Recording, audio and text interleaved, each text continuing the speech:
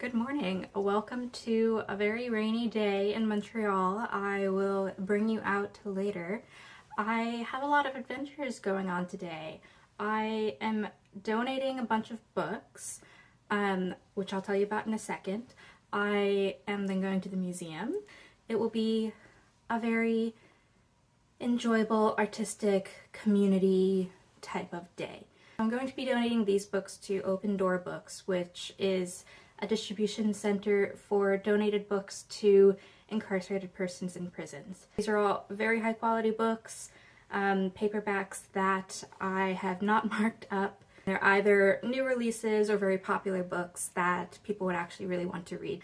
Some of these I've been setting aside since I still lived with my parents, that I was like, oh, when I figure out something to do with my books that I don't really want anymore, I'll get rid of them, and they still stuck around.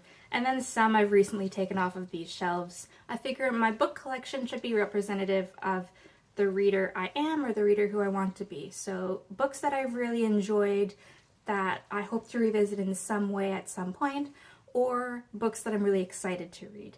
And anything that didn't fit into those categories, I took them off the shelves.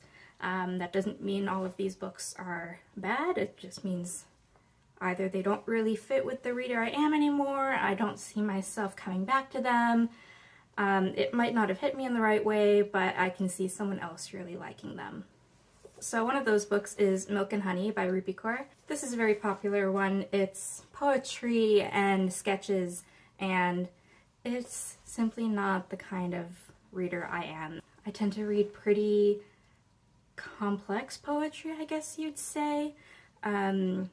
I very much do see the merit in very accessible poetry like this, and I would recommend it to people who just are vaguely interested in that form of writing but just have no idea how to approach the whole poetic form.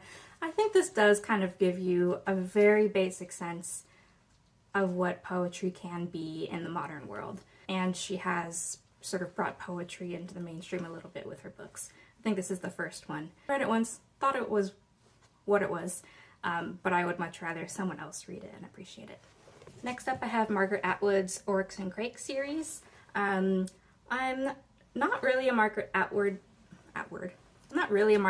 person anymore, and I think I read the first one and the third one, which is weird. I think I didn't realize that there was a second one for some reason. I read these a long time ago. They are very popular. It's a really cool dystopian series, just not for me anymore. So hopefully someone can enjoy this. I like that I have the whole set. They're all the matching editions, so someone will really appreciate getting lots of these. Got A Brief History of Seven Killings by Marlon James. I've not read this yet. I recognize that it's supposed to be like a really, really good book. The thing is, I realized that my family has a copy at the house, and so I don't really feel the need to have my own copy just yet. So I, at some point, will read the copy that they have, and if I steal it, then I steal it. But I figured, well, while I've got two copies just floating around, might as well give the extra one to someone who will read it. On December 3rd, 1976, 2 days before Bob Marley was to play the Smile Jamaica concert, 7 gunmen stormed the singer's house. The attack wounded Marley, his wife, and his manager. Little was officially released about the gunmen, but much has been whispered, gossiped, and sung in the streets of West Kingston. The result is a gripping and irresistible novel of power, mystery, and insight. I do really want to read this at some point soon. This is a book in French. I live in Montreal and they accept books in French. This is a copy of Annie Ernaux's Les Années. I think in English it's just The Years. It's just I have another copy. I do like this one better, so I figured this one is in perfect condition. I'll pass it along. It's like auto-fiction kind of, I don't fully know what it's about, but it is one of her most famous books. So, got Emma Donohue's Room. This was the book that the movie Room with Brie Larson was inspired by. I remember really enjoying it. I don't intend on revisiting the book though. This is a very distressing story about a young woman who was kidnapped several years ago and has been kept in this one room shed, and she is raising the child that she has had by the kidnapper, and it's from the point of view of the child who's like 5. So it's a really interesting voice, a very distressing story, but Emma Donoghue is a fantastic writer, so I really love reading her work. This is a Canadian classic, Lives of Girls and Women by Alice Munro. It's a novel, right? Yeah. Alice Munro is very famous for her short stories, but this is a novel about a young woman who journeys from the carelessness of childhood through an uneasy adolescence in search of love and sexual experience. I have had it on my shelves for a really long time, and I just never picked it up. So I figured if I really want to pick it up someday, I will find another copy. These are everywhere in used bookstores. So next up is Tender as the Flesh by Agustina Basterica. I read this recently. Didn't really like it that much, but I'm passing it along because a lot of people really do like it. I can see the appeal, but it's about a world in which humans can no longer consume animal meat, so they breed humans to eat human meat.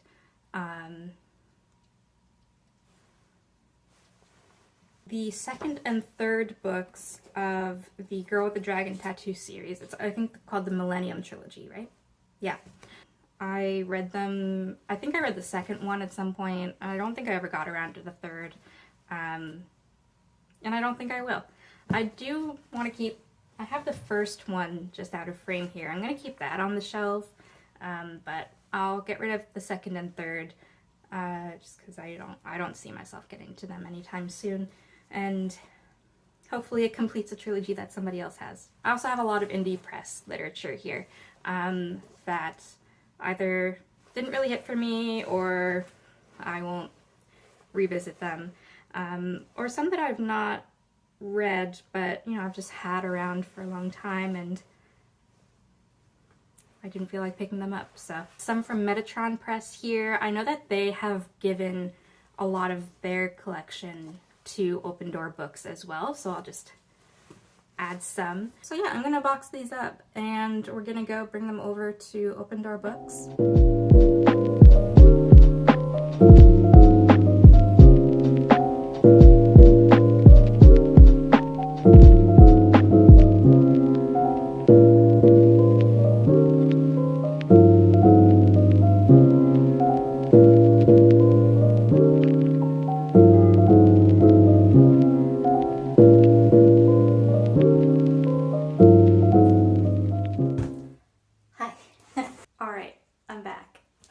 Here I am with part 2 of my book donation quest. So today we're going to go to Encore Books and Records, one of my favorite bookstores in Montreal. They are a used bookstore, English and French. They have CDs and vinyls and DVDs. And so I've collected some of the books that weren't suitable for the Open Doors donation that I did last month. And I sent an email to the bookstore saying, here are some books that I have, which ones would you like me to bring in for assessment? And then what they'll do is they'll take a look at the books, check out their condition, decide how much they want to resell them for, and then give a portion to the donor. And I've requested store credit. If they give it to me today, I will use it all today. They did ask for most of the books that I gave them. The ones that they didn't want were more of the academic books, or books that I'm sure they have a million copies of, like Alice Munro books, that kind of thing. And thank goodness they wanted this, because it's so huge. But this is Diana Gabaldon's A Breath of Snow and Ashes. It's one of the Outlander books, one of the later ones. Which one? The 6th one. I have this because someone just gave me all of the Outlander series. But since I wanted all of them in the same mass market paperback format, this one didn't quite fit. I ended up finding the mass market paperback version pretty easily, possibly at Encore. But this is the hardback, and it's very shiny, but I'm very glad that they want it because it's a big boy. We've also got Practical Magic by Alice Hoffman. I The movie is one of my favorite movies of all time. The book is pretty good. I just have 2 copies. Can you see it? It's right there.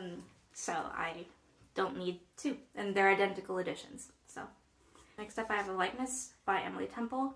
Couldn't get into it. Any of my friends who I thought might enjoy it have already read it and already have it. So also got The Book of Dust by Philip Pullman. This is the prequel series to His Dark Materials, and I like His Dark Materials, and I read this and thought it was fine. Dana Schwartz's The White Man's Guide to White Male Writers of the Western Canon. Oh. There's Byron, Biggest Flirt. It's just kind of funny, like satirical, like tongue-in-cheek, about famous white men. I don't need to keep it, so off it goes. Gillian Flynn's Dark Places. It wasn't my favorite. I liked Gone Girl just fine. I read this one and thought it was not as good. So I have Jane Austen's Persuasion. This is a Vintage Classics version. I read this one to see if I wanted to use it for a class, and I did, but then I decided to order the Oxford World's Classics edition for the class. And so that's the one I really annotated. This one has a few of my marks in it, so we'll see if they want it. But otherwise it's in super good condition, so we'll see. Gaston Leroux's Phantom of the Opera. This is the original French. I have another edition. Shockingly, it's the movie cover edition that I'm keeping. Yeah, usually movie covers are not it. This adaptation of Phantom certainly is not it. But between the two, this one is nicer. And this is from the Point of No Return scene from the musical, which is always so much better on stage, but the movie version is pretty hot. So I'm keeping this one, giving them this one. I've got 3 poetry books here from Vehicle Press's Imprint Signal editions. We love local literature, and so I will pass some along to some interested readers. Lastly, I have Brian Masumi's Couplets, Travels in Speculative Pragmatism. I'm not sure how I ended up with this. It's a book of essays. I'm not a big philosophy person. I don't see myself getting around to this anytime soon, so it can go off to a more interested reader. Alright, so here's my little box. I'm not gonna carry this all the way across town, so I'm gonna hop in an Uber, go to the shop, hand off the books, and yeah. Here's our box. Bye, box.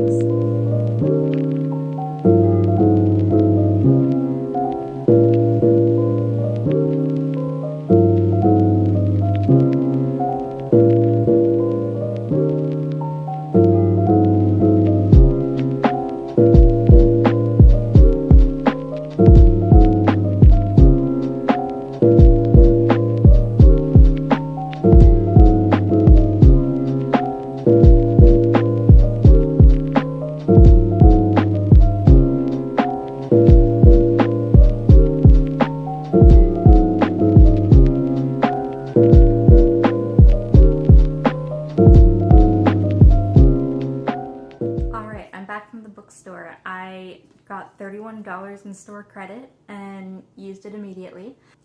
I got 3 books, a print, and a vinyl record, so a pretty good haul. Got Mademoiselle de Maupin by Théophile Gautier. I know of this. I know of Mademoiselle de Maupin, and I know of Gautier. So Gautier was a famous French author of the Romantic period in France. So this was published in 1835. And La Maupin is a famous character in queer history. Chevalier d'Albert fantasizes about his ideal lover, yet every woman he meets falls short of his exacting standards of female perfection. Embarking on an affair with the lovely Rosette to ease his boredom, he is thrown into tumultuous confusion when she receives a dashing young visitor. Exquisitely handsome, Theodore inspires passions d'Albert never believed he could feel for a man, and Rosette also seems to be enthralled to the charms of her guest. Does this bafflingly alluring person have a secret to hide? Subversive and seductive, Mademoiselle de Maupin draws readers into the bedrooms and boudoirs of a French chateau in a compelling exploration of desire and sexual intrigue. Next up, I've got Sarah Waters' The Paying Guests. I know of this one. I have Fingersmith in the same edition, and so it'll be nice to see them next to each other. It is 1922, and London is tense.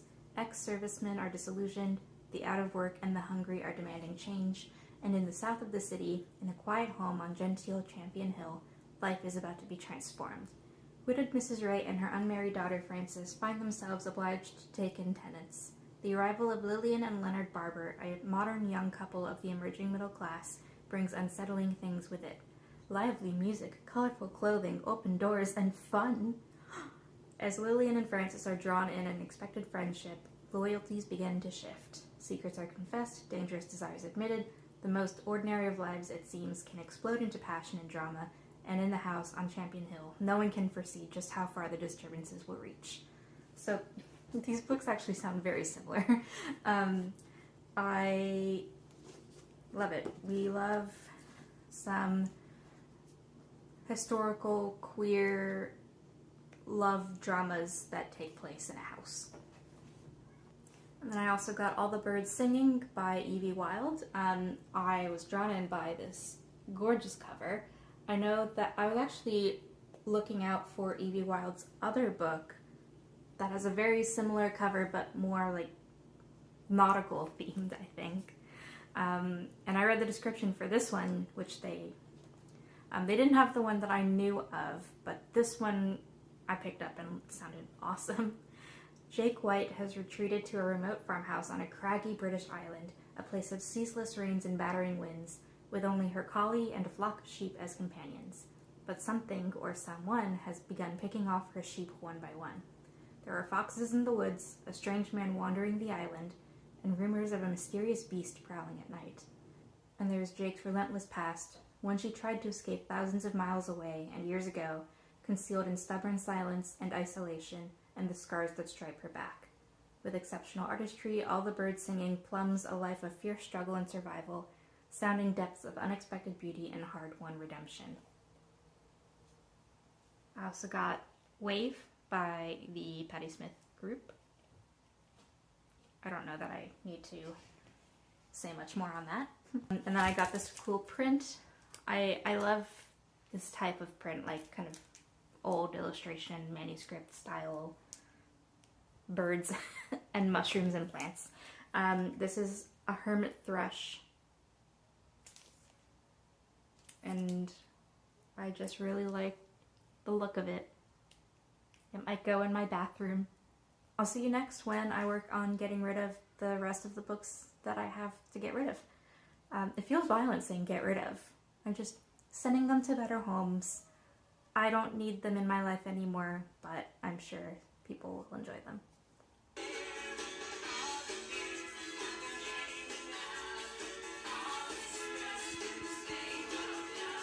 Hello again. You hear those birds? Okay, well now I guess you just hear a car. It's a few weeks later. I'm ready to do my final big batch of book donations. This time I'm going to go to the Atwater Library. It's a gorgeous library. I really love going there. And they have this little bookstore inside the library where they sell donated books or books that they don't have really in circulation anymore. No one's really renting them out. It's a beautiful building. I love going there for events. And I've been trying to time my drop-off with the time that I can go shop at the bookstore, but it's only open for a few hours a week. And it tends to be either a time where I'm at work or I'm doing something else. So I'm just gonna go on a Friday evening, drop off these books, and the movie theater is right next to the library. I'm gonna go see Challengers. First one is The Crimson Petal and the White by Michelle Faber. I've heard wonderful things about it. A ton of people have read it. It's just, I don't know. It's really big. I feel like I would rather read like a Sarah Waters, because this is about a woman, a 19-year-old prostitute in 19th century London who yearns for escape to a better life. kind of one of those Victorian borrowing from Dickensian tropes stories. This is Pony Castle by Sophia Banzaf. It's published by Metatron Press. It's very small, very sweet. The Pix by John Buell. This is published by Vehicle Press. They republish like noir fiction, Montreal noir, which is very cool. I'm also going to pass along these two tiny little penguin books that I have.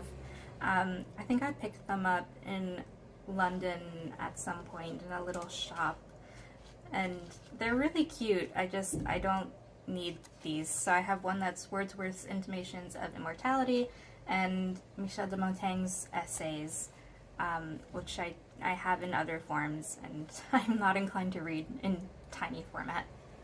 I'm going to be giving them a few academic books or books that I read for school, or I think in this case one that I just thought would be interesting.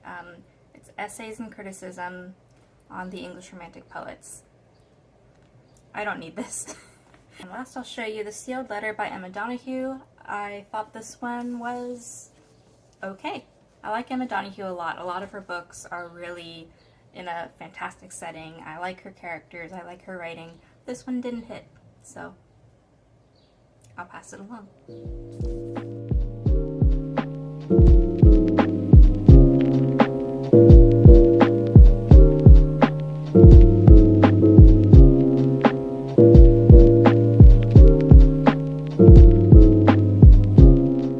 Hi, I just realized I never finished filming this video. So I actually dropped off the books at Atwater Library as they were closing, like after they had closed really, and a very helpful employee, as they were leaving, I interrupted them and said, "I'm so sorry, can I just hand you these books and you put them in the corner like really quick," because it was a giant bag of books and I was going to run errands after and I was already there.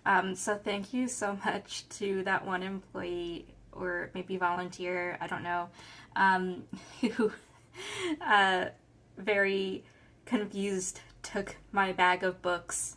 And I was like, "Please take these," and she's like, "What is it?" Which is a fair question. And I said, "Oh, they're books to donate," and they would, "Oh, okay." But yeah, I still do have some books that I'm trying to get rid of. And either they're in pretty rough condition, or I've scribbled all over them, or they're advanced review copies. And yeah, I think because there's not a really good database of little free libraries in Montreal. A lot of the ones that we have are for kids, and I don't have any books to donate that are for kids. I don't want to drop off a bunch of not for kids books in a kid's little free library. And also, I do keep a little pile available for friends when they come over. I just say, "Hey, grab any of those that you want."